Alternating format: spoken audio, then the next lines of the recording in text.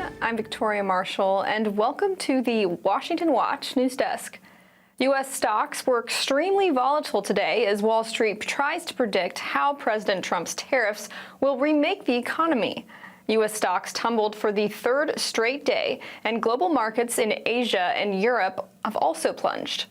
President Trump has urged patience and calm amid the chaos, saying American greatness will be the end result. Here's what he told reporters yesterday on Air Force One. Sometimes you have to take medicine to fix something.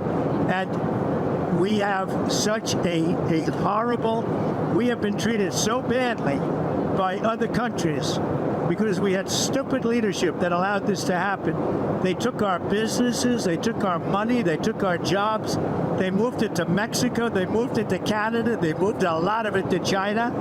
And it's not sustainable. We're not going to do it. Now we have hundreds of billions of dollars that's pouring into our country on a monthly basis. It's pouring. It's already started because they put tariffs on. And eventually it's going to straighten out and our country will be solid and strong again. Trump has also said many countries, including Europe, are contacting the U.S. to try to negotiate lower tariffs. But he said there's no talk unless they pay the U.S. lots of money. Now, speaking of Europe, the European Union has signaled it is open to dropping all tariffs on U.S. industrial imports. We stand ready to negotiate with the United States. Indeed, we have offered 0 for 0 tariffs for industrial goods, as we have successfully done with many other trading partners, because Europe is always ready for a good deal, so we keep it on the table. This offer comes after Trump last week slapped 20% tariffs on Europe.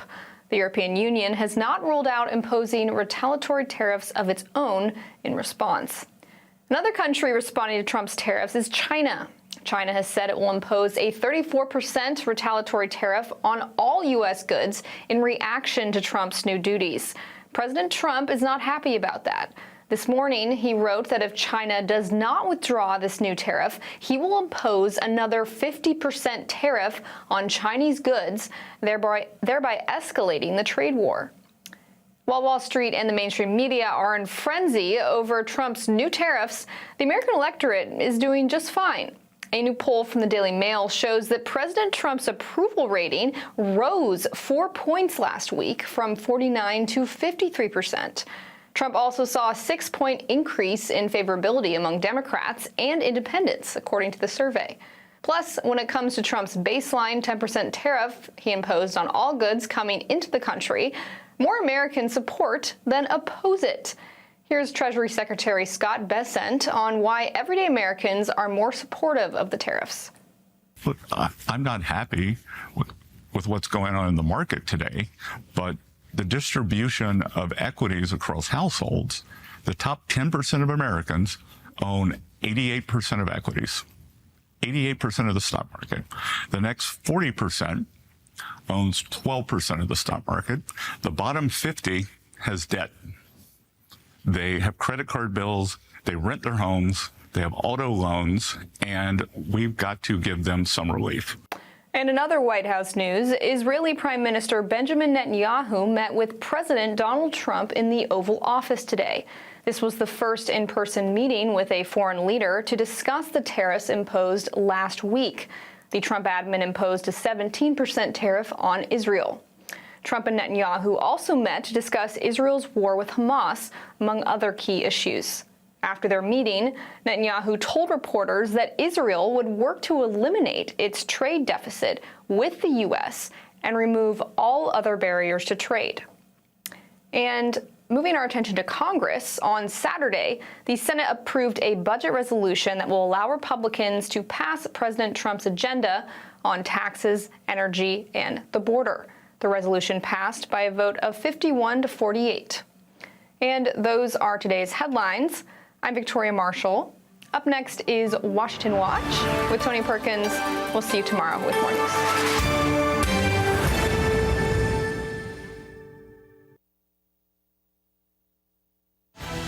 From the heart of our nation's capital in Washington, D.C., bringing compelling interviews, insightful analysis, taking you beyond the headlines and sound bites into conversations with our nation's leaders and newsmakers, all from a biblical worldview.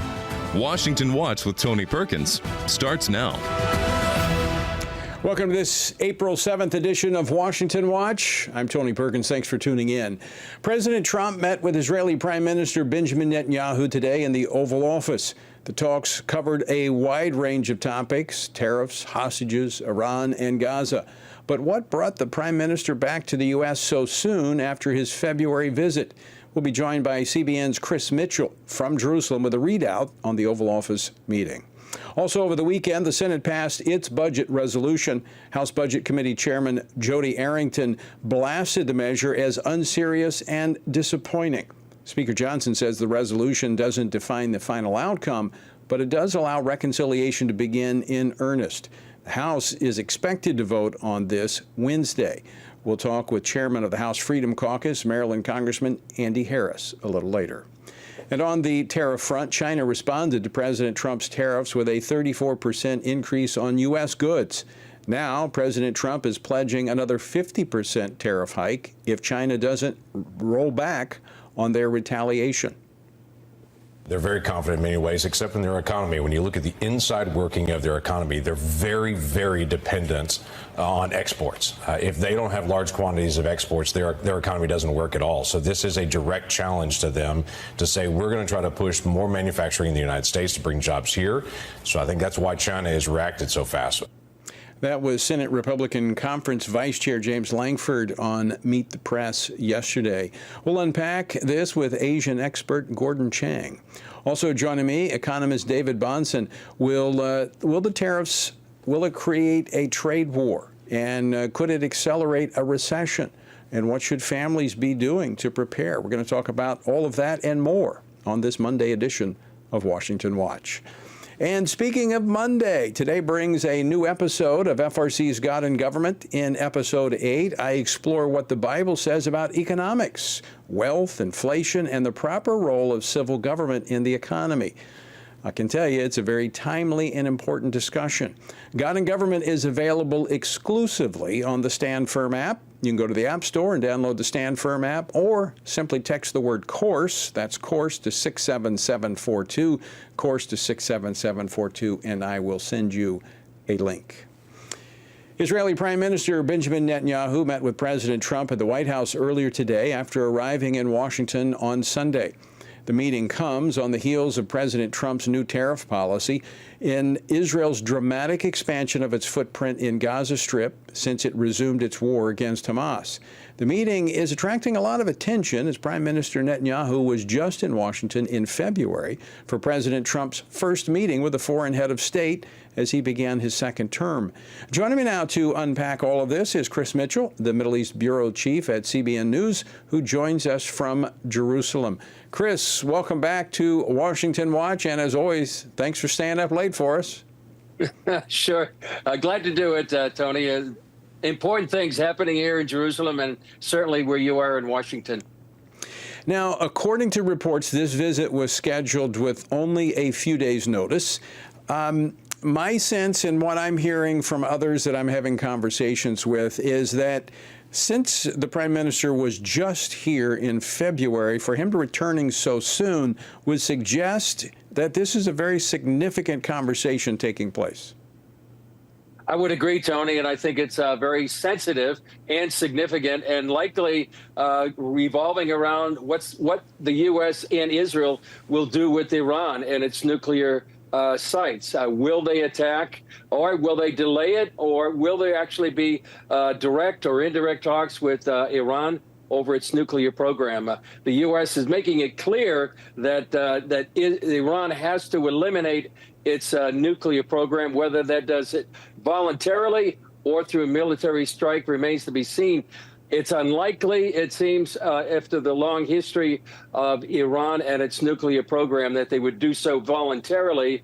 So perhaps this meeting has to do with plans to have a joint U.S.-Israeli strike, and/or maybe it's the Israelis who really want to make sure that President Trump doesn't get bogged down in endless negotiations and there's a date certain to when these talks may end. We know, Tony, that President Trump sent a letter to the Ayatollah Khamenei, talking about the negotiations, but he put a 2-month limit on it, which is going to expire not too far away.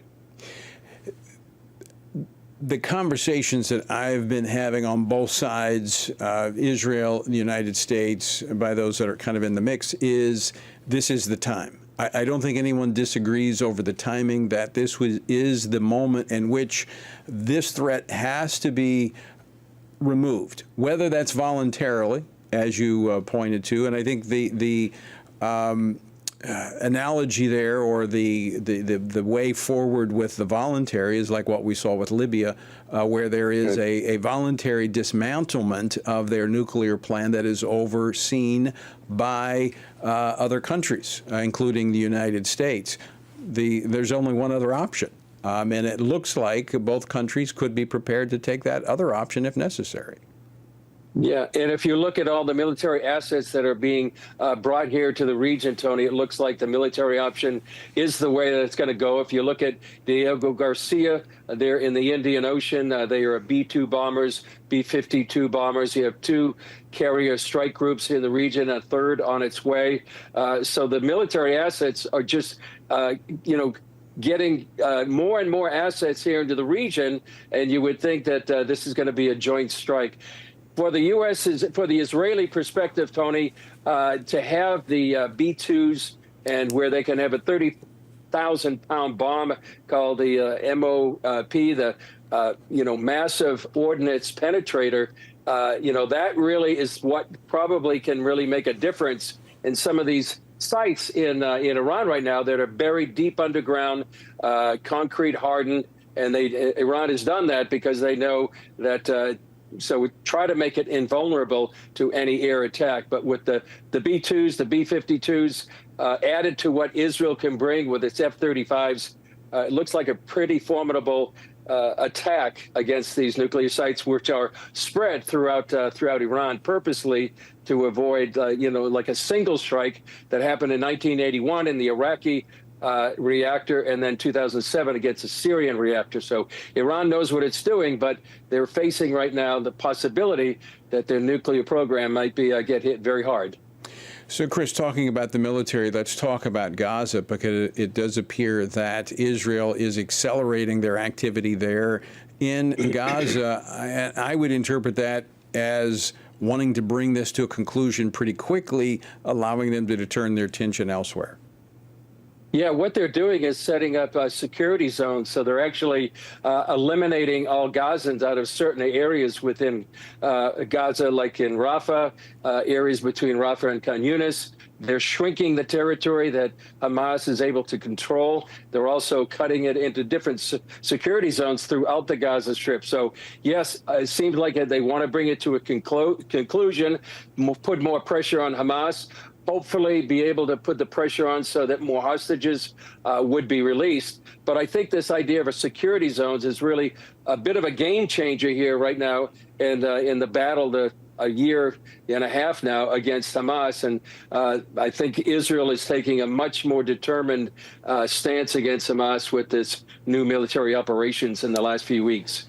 And Chris Mitchell, more evidence coming out as documentation found among the rubble there of Hamas-controlled areas in the tunnels of this collaboration between Iran and Hamas, and how October 7th may have in fact been funded by Iran.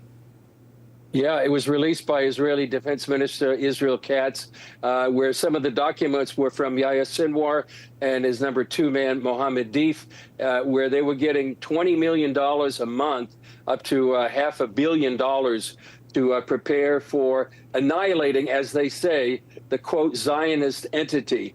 And part of that translation, Tony, they said that, Allah willing, we will actually meet in a liberated Jerusalem. So the idea was that they could actually defeat Israel, and not only that, but also come here to Jerusalem, which is the goal not only of Hamas, but also Iran as well, to liberate Jerusalem, to destroy the Jewish state, and all part of the documentation that they're finding right now to show the financial connection between the Islamic Republic and the Hamas leadership, all before October 7th. Now, wasn't that at the same time that the Biden administration was releasing funds to, making funds accessible to Iran? I mean, it's such a tragedy, Tony, that actually the U.S. was, easing sanctions on Iran. For 4 years, the Trump administration had the maximum pressure policy that was nearly bankrupting the Islamic Republic. And when lifting the sanctions, it literally gave billions of dollars back into Iran's coffers. And they were able to use that to actually fund not only October 7th, but the Houthis down in Yemen, Hezbollah in Lebanon, and all designed at the time to have this ring of fire around Israel and really eventually destroy the state of Israel. But here we are over a year and a half after October 7th. Hezbollah is nearly gone, so is Hamas, and the Houthis as well. I mean, you cannot deny the impact of America's foreign policy and how we engage. I mean, here we are, here we were, we're not doing it now, but making it easier for Iran to have the excess revenue to fund terrorist activity and attacks on Israel that we in turn helped fund them to defend against. Tell me that makes sense. You know, it makes no sense, Tony. And I remember being with you and a group of other Christian leaders that repented at the site of the Nova Music Festival for funding UNRWA, which was part of, allied with Hamas there in the Gaza Strip, and helped facilitate that massacre that we were there and saw the many signs of many of the people that were murdered on that day. And so I think that was a moving time to actually repent for what the U.S. was culpable for, not only with UNRWA, but also helping to fund the Islamic Republic. Well, it is certainly something that Americans, Christians here in America, need to be praying, because we were complicit, not directly but indirectly, by allowing Iran to have the capacity and the capability to inspire and fund these attacks on Israel. We just have about a minute and a half left, Chris, but more information coming out of Hamas. The Jerusalem Post reporting that what most of us realize, Hamas was lying about the numbers when it came to fatalities. It was not children and women. The vast majority was, in fact, those that fell in the age category of terrorists and warriors. Yeah, thousands. They've taken. Hamas itself has taken off these rolls of those that had died. You know, at the very beginning of the war, it was the Hamas health ministry that started promoting these numbers, all in a way to exaggerate what Israel was doing, and all the way to demonize Israel. It's all part of their propaganda war. For those that have been, covering this for 20 years or so, it was a movie that we've seen before. Hamas typically exaggerates the death count. They talk about more women and children than actually men. So this is something that finally is coming out to the light. And the major media, including even the Biden administration and other nations, just took these numbers by Hamas at face value and just ran with them. And I haven't seen them correct it either. Chris Mitchell, always great to see you. Thanks so much for joining us tonight. Thanks, Tony. Chris Mitchell with CBN from Jerusalem. All right, when we come back, we're going to talk budget with the chairman of the House Freedom Caucus, Dr. Andy Harris of Maryland, joins us next. So don't go away. A lot more Washington Watch straight ahead. At Family Research Council, we believe religious freedom is a fundamental human right that all governments must protect. That's why FRC President Tony Perkins went to Capitol Hill to testify on behalf of persecuted Christians in Nigeria. Islamist terror groups target Christians and other religious minorities in Nigeria with brutal violence. Representative Chris Smith, who chaired the hearing, said 55,000 people have been killed and 21,000 abducted in the last 5 years alone. The congressman also stressed that 89% of Christians in the world who are martyred are from Nigeria. Yet the government of Nigeria has failed to make progress against religiously motivated persecution of Christians, despite religious freedom being enshrined as an essential human right in their constitution. Tony Perkins called for the United States to send an unmistakable message. This is systematic religious violence. Nigeria must be redesignated a country of particular concern. Biden administration's removal of this designation was a reckless mistake that emboldened the very terrorists who are slaughtering Christians. Redesignating Nigeria will enable the U.S. government to pressure Nigerian leaders to protect vulnerable Christians. These are not just numbers. These are fathers, their mothers, their children, their families. Bishop Wilfred Anagabe risked his life to speak out, sharing firsthand accounts of the danger faced in his church district in central Nigeria. We live in fear because at any point it can be our turn to be killed, but to remain silent is to die twice. So, I have chosen to speak.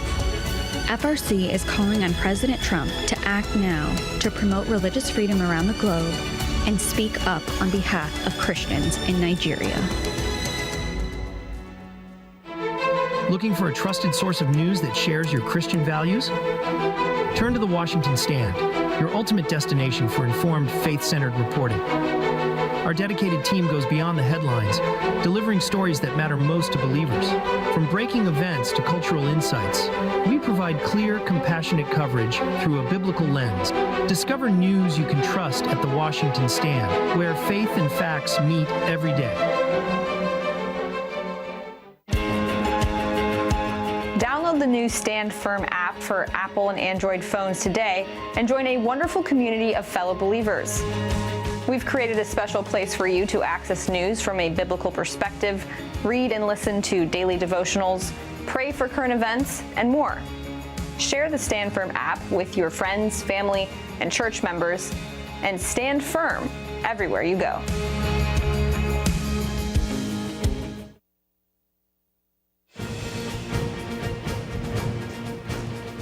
This is Washington Watch. I'm your host, Tony Perkins. Thanks for joining us. All right, Republicans in Congress are working to pass President Trump's America First budget as quickly as possible.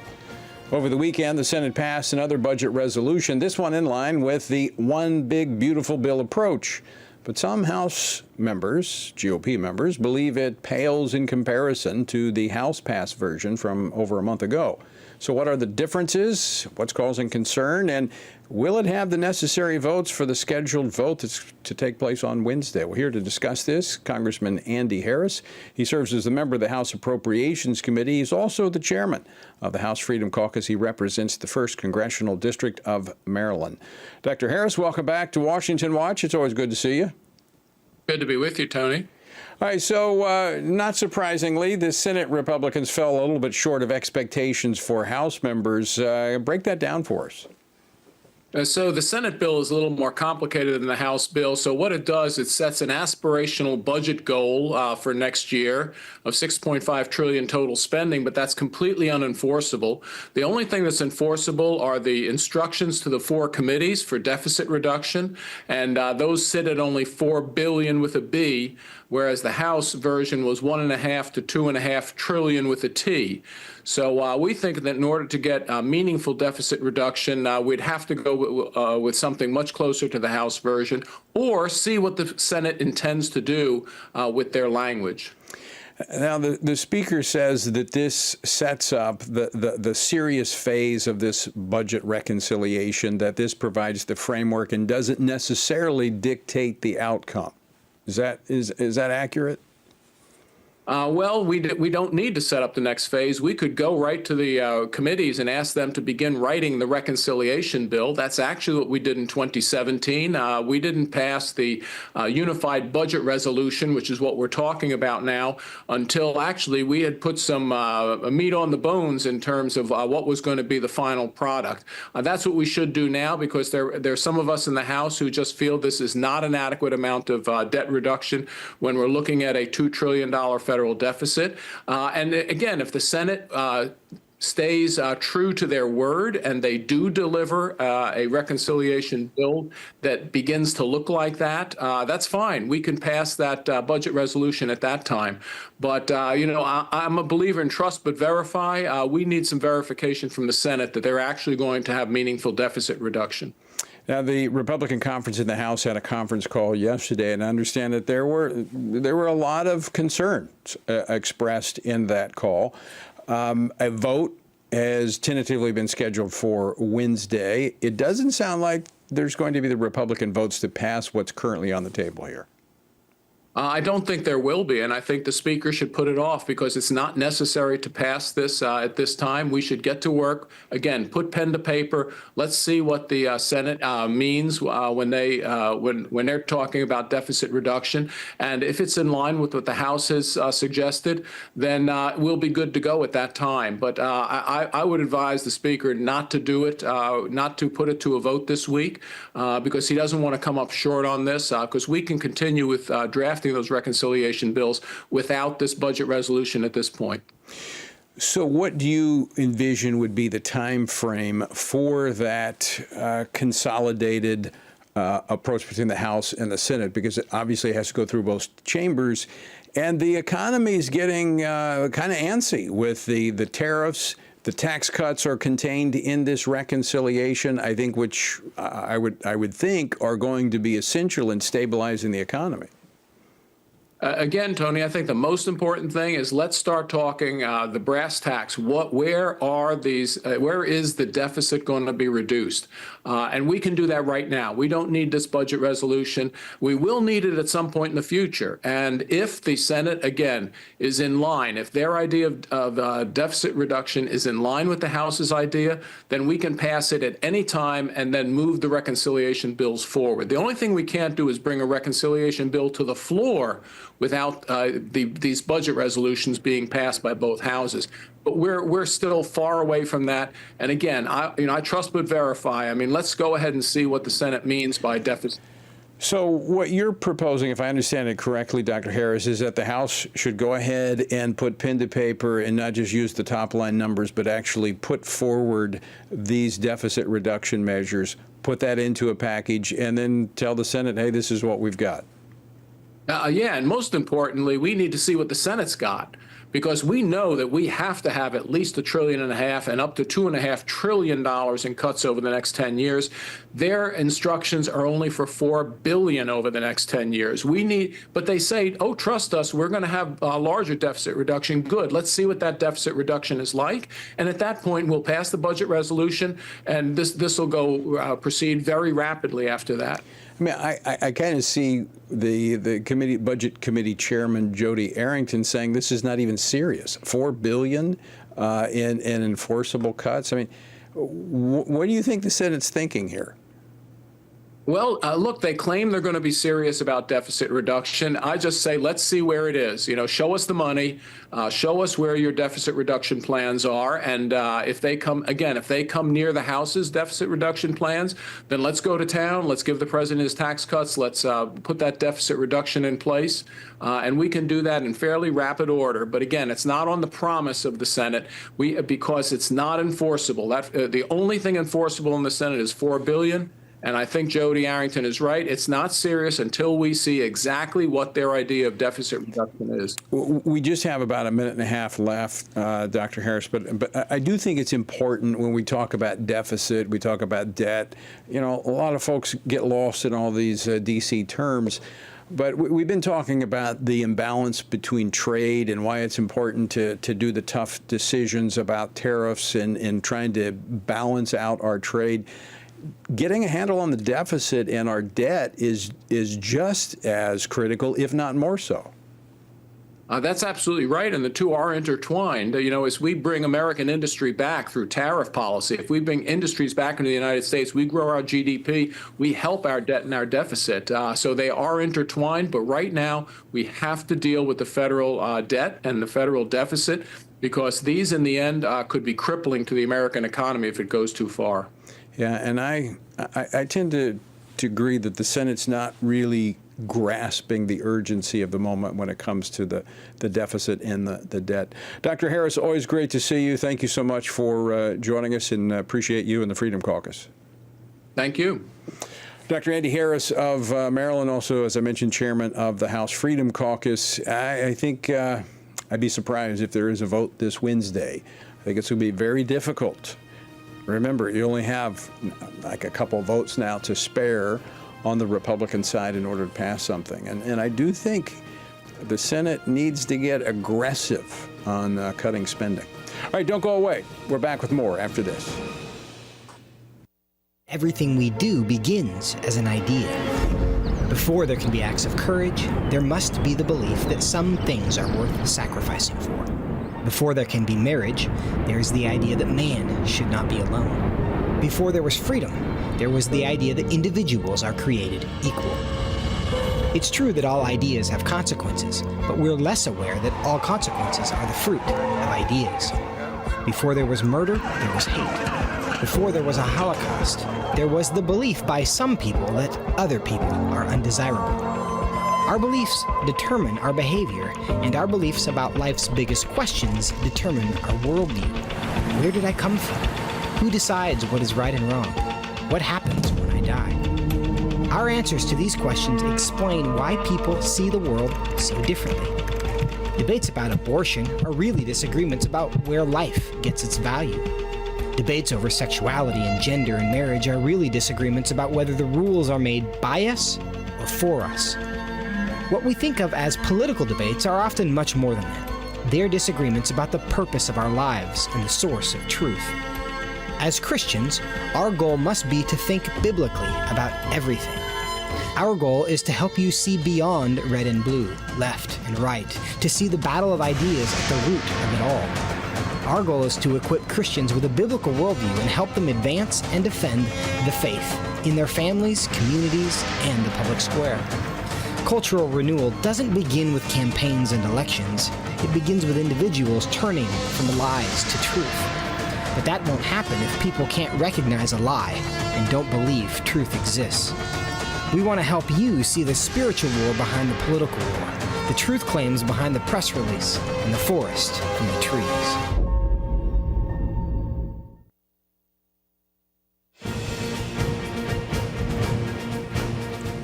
Welcome back to this Monday edition of Washington Watch. Thanks for tuning in. Well, shortly following President Trump's Liberation Day, which culminated in a host of new tariffs, China responded by raising a matching percentage of tariffs against the United States.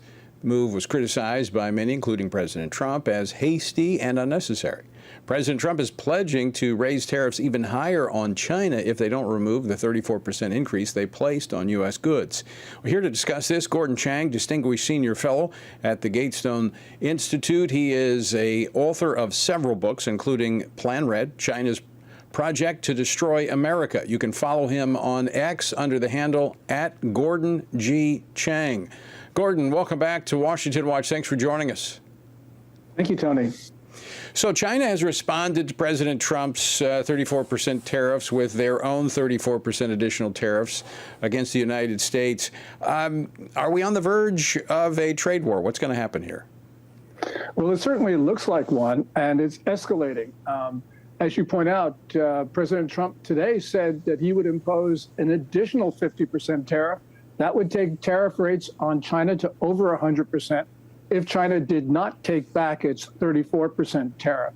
And this is important because China right now is really out of ammunition. They're the smaller economy. Their economy, even with their inflated reporting, is less than 2/3 the size of ours. And China is the trade surplus trader. It last year had a $295.4 billion merchandise trade surplus with the U.S. Trade surplus countries can't really do much in a trade war. And the only thing they can try and do is intimidate President Trump to back down. But President Trump is not backing down. And so I think Xi Jinping is in a very difficult position right now. I mean, their economy needs America to buy their products, right? Especially now, because Xi Jinping has turned his back on consumption as the fundamental basis of the Chinese economy, which means his only way out of an increasingly serious situation is to export more. And he can't replace the U.S. market, the largest in the world. And President Trump is just closing it off. So right now, Xi Jinping just does not have any options.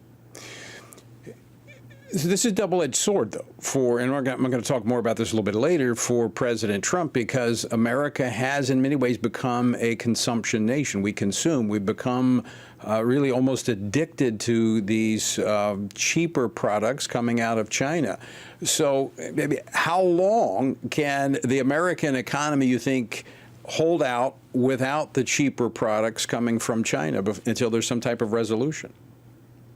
We can hold out for a long time. Now, politically, it would be difficult for President Trump, but he doesn't face something until, let's say, the midterms.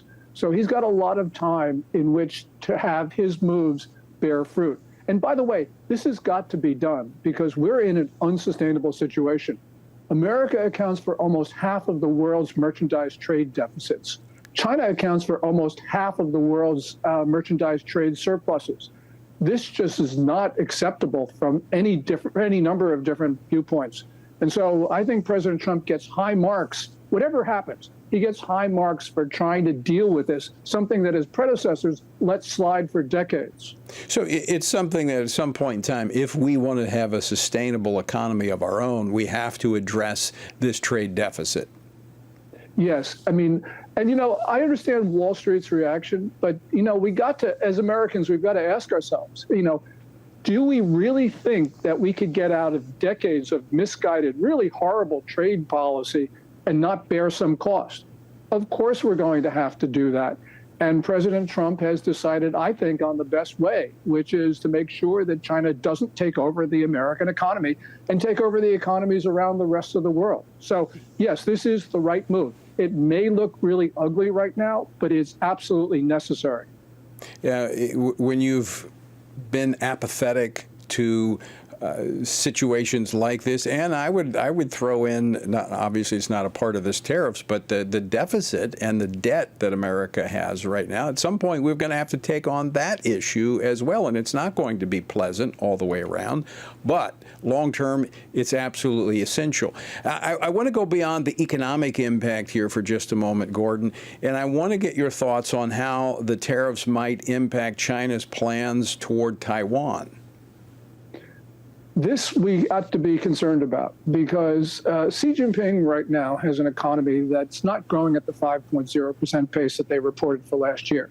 It's probably about zero. And with the actions that we have seen over the last couple of weeks, it's probably heading to deep contraction territory. That means Xi Jinping may decide whether it's Taiwan, Philippines, Japan, South Korea, India. He very well may decide to use it rather than lose it. But also we know that there are signs of instability at the top of the Communist Party. The infighting is getting intense. Xi Jinping may decide that war is in his interest, not to rally the Chinese people, because Xi Jinping knows the Chinese people do not want war. But he might decide a war is in his personal interest to prevent other Communist Party figures from challenging or maybe even deposing him. So right now, I think the situation is extremely tense across China's periphery. So given the political instability, economic instability growing, this may prompt him to take military action to, in some ways, distract, right? Yes, I'm actually more concerned about something. Not that Xi Jinping wakes up some morning and says, I'm invading the Philippines.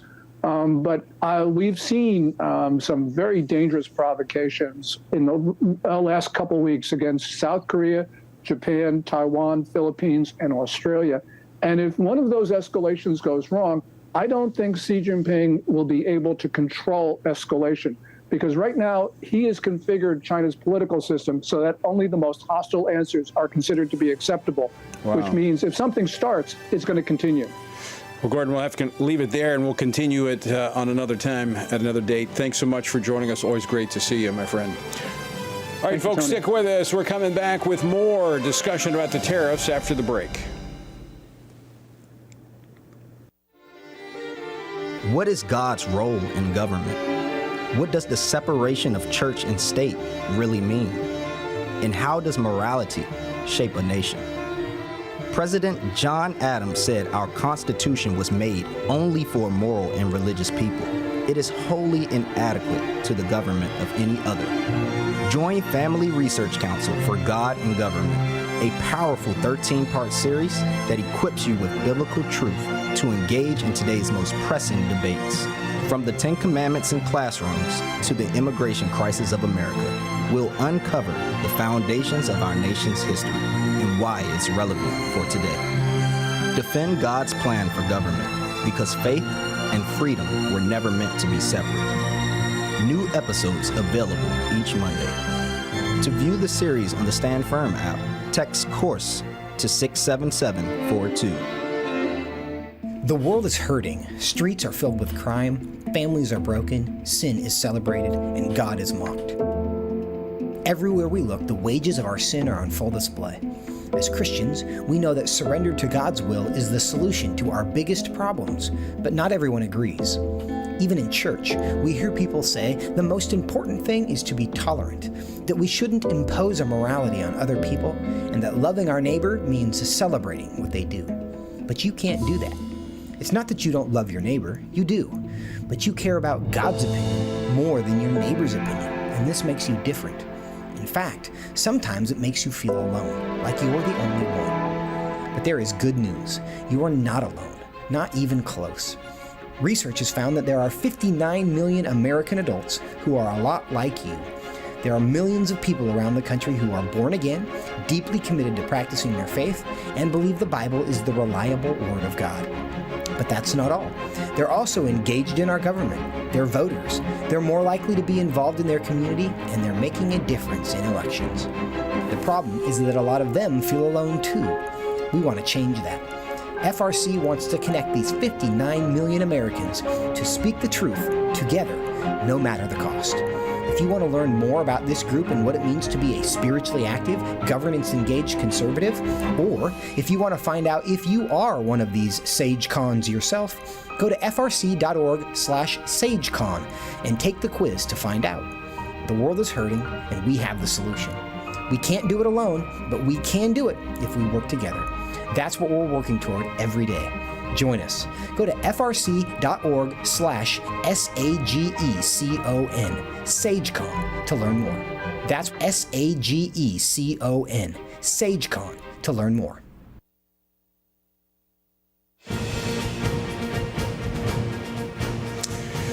All right, before we continue our conversation about the tariffs, let me remind you of a new episode of God and Government. It's out today, episode 8. And in this episode, I explore what the Bible has to say about economics, wealth, inflation, and the proper role of civil government in the economy.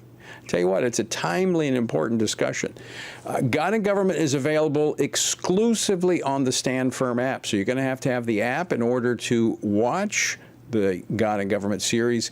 And guess what? I'll provide it to you. Just text the word course to 67742. That's course to 67742, and I'll send you a link. Our word today comes from Ezekiel 24. Utter a parable to the rebellious house, the Lord says. Say to them, thus says the Lord God, set on the pot, set it on, pour in water also, put in the pieces of meat, all the good pieces, the thigh and the shoulder, fill it with choice bones, take the choicest of the flock, pile the logs under it, boil it well, seethe also its bones in it. I am the Lord, I have spoken. It shall come to pass, I will do it, I will not go back, I will not spare, I will not relent.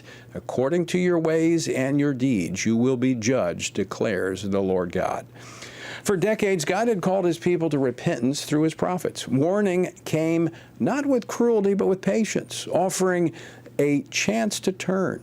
He even allowed seasons of chastisement, refining fires meant to purify and restore. But the people refused, choosing the soothing lies of false prophets over the truth.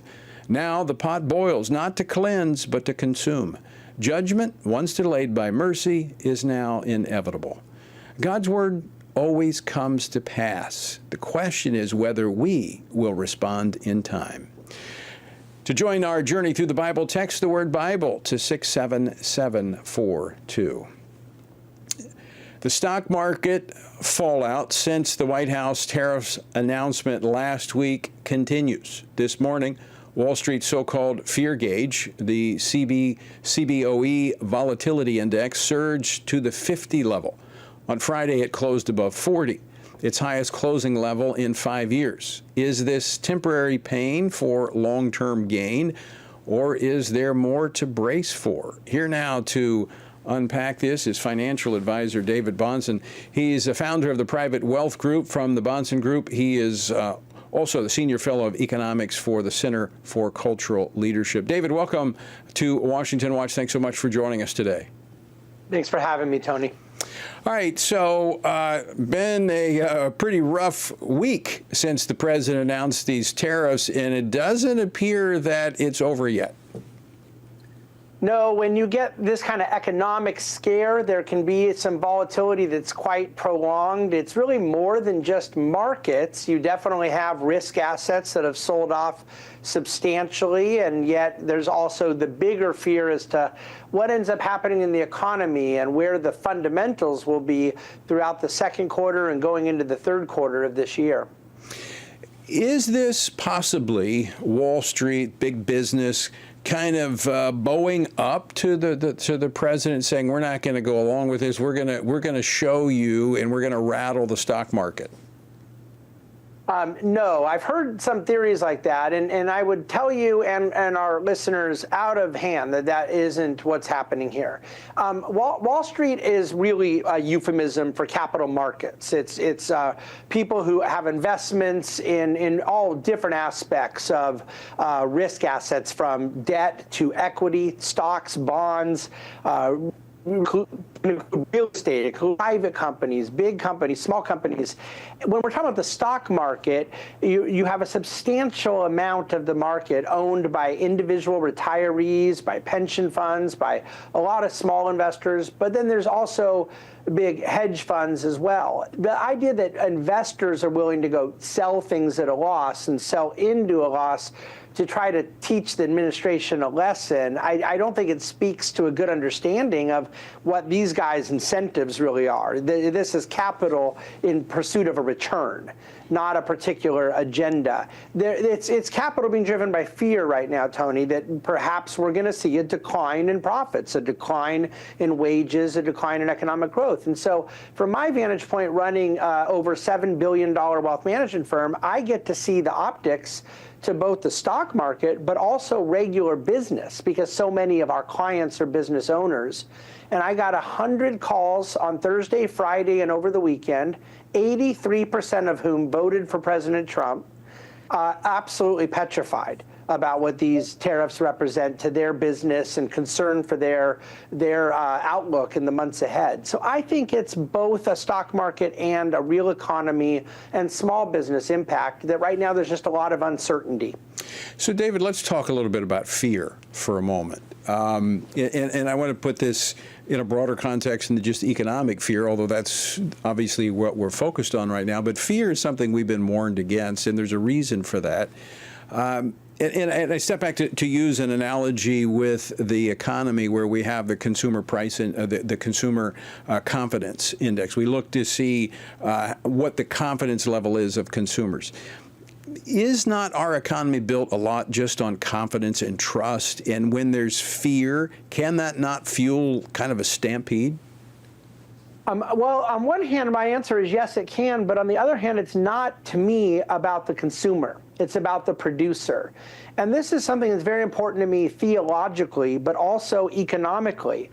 I think the self-fulfilling prophecy you get, where when there's a lot of fear, you end up not having a certain activity, is not that people get afraid and say, I'm not going to go to the mall. Candidly, if people are really afraid of their job right now, they shouldn't be going to the mall. Where you get a self-fulfilling prophecy is when there's a decline in production, a decline in capital goods, a decline in capital investment that make and build and do the things that lead to real economic output. Consumption takes away wealth. This idea that our economy is built on people spending money is just not true. Our economy is built on us producing things. Now, of course, we produce things so people will enjoy them, but it becomes wealth additive. And it's the most important Christian tenet in all of economics. Our belief in economics is one of addition and multiplication. Be fruitful, multiply, fill the earth. That's what Christians believe in about the economy. The Keynesian notion, the statist notion, the central planning idea from the 20th century was an economics of subtraction. And this idea that mankind is just built to go spend money and gratify themselves, and that's where you get economic growth, it's just not true. So I really believe that the fear issue is true, but it's more on the production side than consumption. Yeah, and when we look at that consumption side, that's also what is driving our idea that the world's overpopulated, and this idea that we don't need children is because they're consumers rather than producers.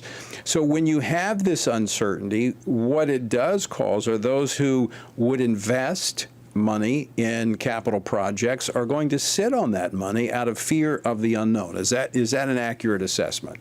They're going to sit on it, they're going to delay, they're going to cancel, they might diminish, like they were going to do something that was a 10 and now they're going to do a 5. There's all those types of things.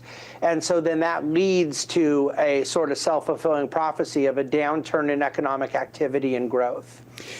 But you would agree, I think, that America needs to once again become more of a producer when we've seen a lot of our manufacturing has moved offshore, moved south.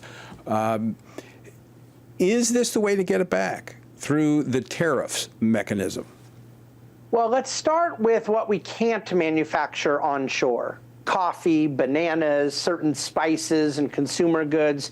You know, Adam Smith, the great Christian economist of the 18th century who wrote The Wealth of Nations, taught us that there is a comparative advantage sometimes that makes nations wealthier by trading with one another. Now, you start bringing up communist China, we start looking at some of the more complexity of globalization and offshoring, and I'm not suggesting that all of that fits into the category I use with coffee and bananas. But that's one of my criticisms of the current policy, is it equally paints with a broad brush. I think we have to distinguish between what we're doing to really bring certain productive activities onshore that America can competitively do, and not punishing in those areas where we simply can't. You know, we're going to get better chocolate from Switzerland, right? I mean, so there's certain advantages that we can't get rid of. But the other factor, Tony, is even where there are issues, like certain auto parts manufacturing that over a long period of time went down to Mexico, it can't come back to America in 1 month. These are going to take years to rebuild and re-prep factories. Most of our manufacturing, our job market, is tailored to more high-tech manufacturing. So I don't think that we've gone about it the right way to really carefully analyze what America's strengths are, where we need to invest to the future. And I really believe we have to understand that our labor force, we need more able-bodied men that want to work. And they talk all the time like our only problem is a decline of jobs. But we had a decline of workers. And those are two different things. Well, not only a decline of workers, but a decline of skilled workers. When you look at what we're training, I mean, we just been in the process of building a house. You know, when you look for bricklayers, you know, we're not training people to do that anymore. That's why there's so many people coming into this country to provide that manual labor, which is a technical skill. I mean, you want your house to stand up when it's built. So there is multiple factors, I agree with you, that comes into this. That said, David, what would be your advice in how this should have been approached as a policy decision? Well, I would have separated China from the rest of the world. I think not only just politically was there already a little more acceptance that we're dealing with something adversarial with China, And I think that the president did go about treating our friends and our foes the same. And I think that was personally a mistake, both economically and politically. But again, this economic idea that we are being ripped off or being stolen from merely because other countries sell us more things than we sell them, I think that's problematic. I think we need to approach it by looking at China for their particular issues and how we want to solve. A lot of it, by the way, could be getting it out of China now to South Korea, Mexico, Vietnam, and then over time looking for things that can come back to America. But ultimately, I think they painted with too broad a brush.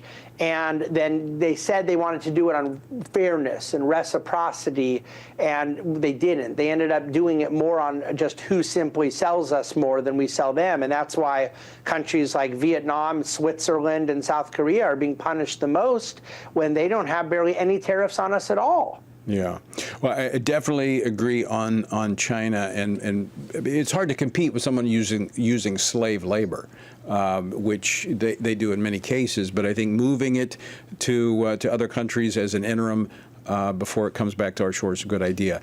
So let's talk. We have just about 3.5 minutes left, David. I want to talk practically here. Other than having to pay more for bananas, how should people be prepared for what's ahead? Well, I still, even though I am critical of this particular administration policy, I still hold out confidence that President Trump has been a very good negotiator throughout his career. He has a style that's very different than mine, and I think right now the risk-reward of this negotiation is very frightening. But I do hope that we get to a place where we get some better deals, but we back off from some of the more problematic elements. I think people should be prepared for some higher prices.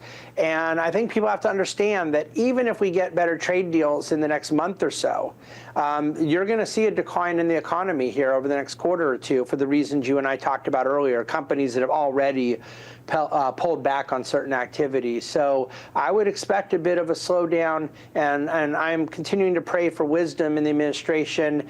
He happens to have a lot of advisors around him that I like, and he happens to have a few advisors I don't care for. So I would be praying for the advisors that I like to win the argument.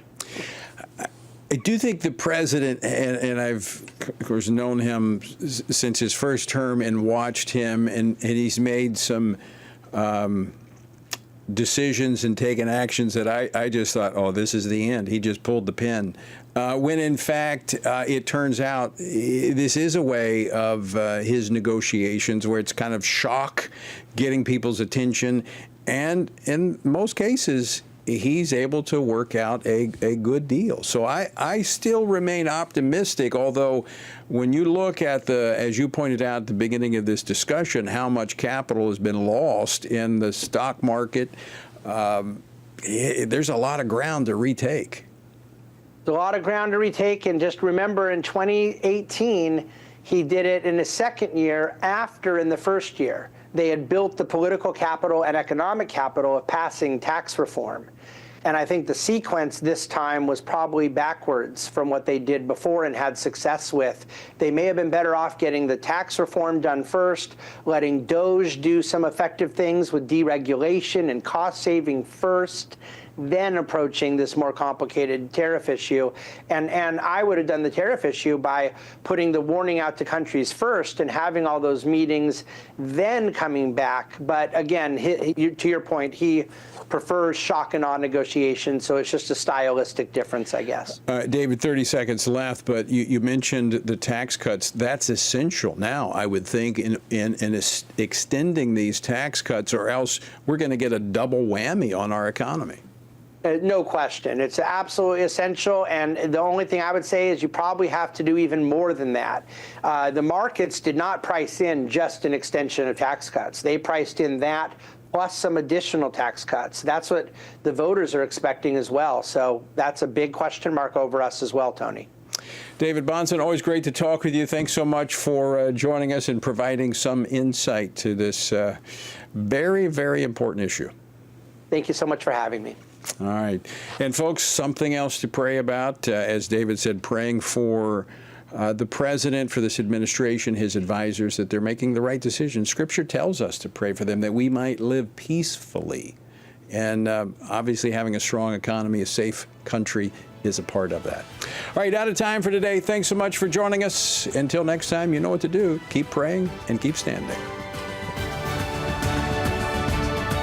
Washington Watch with Tony Perkins is brought to you by Family Research Council and is entirely listener-supported.